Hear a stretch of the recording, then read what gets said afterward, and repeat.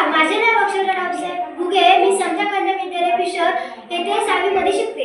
नमस्कार, माझे नाव कौसर फातेमा शेख मुख्तार आहे. 6वी वर्ग 6वी. शाळेचे नाव समता कन्या विद्यालय पिशोर, तालुका कन्नड, जिल्हा छत्रपती संभाजीनगर. नमस्कार, माझे नाव आकांक्षा संदीप मोले. मी इयत्ता 6वीची विद्यार्थिनी आहे. माझे शाळेचे नाव समता कन्या विद्यालय पिशोर, तालुका कन्नड, जिल्हा छत्रपती संभाजीनगर. माझे नाव देवयानी गणेश नगारे. मी आता 6वीची विद्यार्थिनी. माझ्या शाळेचे नाव समता कन्या विद्यालय पिशोर, तालुका कन्नड, जिल्हा छत्रपती संभाजीनगर. आम्हाला मार्गदर्शन करणाऱ्या मानकर मॅडम.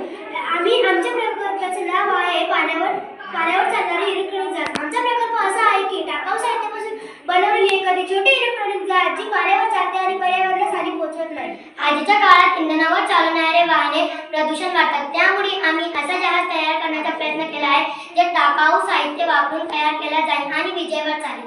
या प्रकल्पामध्ये आम्ही जुन्या प्लास्टिक पाईप पासून जहाजाचा बेस तयार केला. जहाज पाण्यात डुबू नये म्हणून थर्मोकॉलचा वापर केला. जोडण्यासाठी वायर व स्विच यांचा उपयोग केला. जहाज पाण्यात चालवू म्हणून प्लास्टिकचा फॅन तयार केला. जहाजामध्ये सोलार पॅनल सुद्धा लावले, म्हणजे सूर्यप्रकाशामुळे जहाज पुढे चालेल.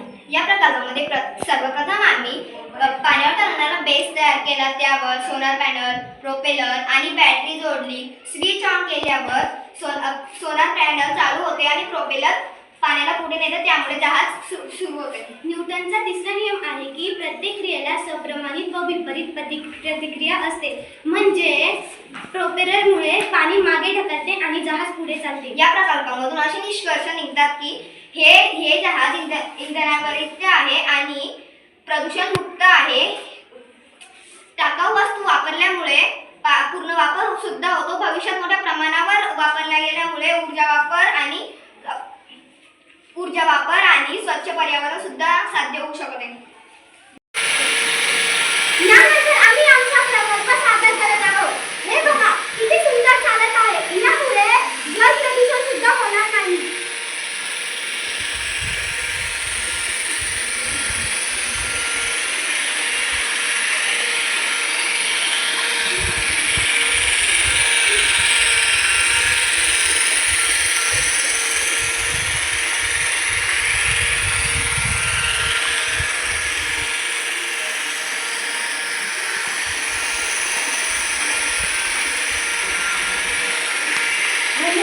धन्यवाद.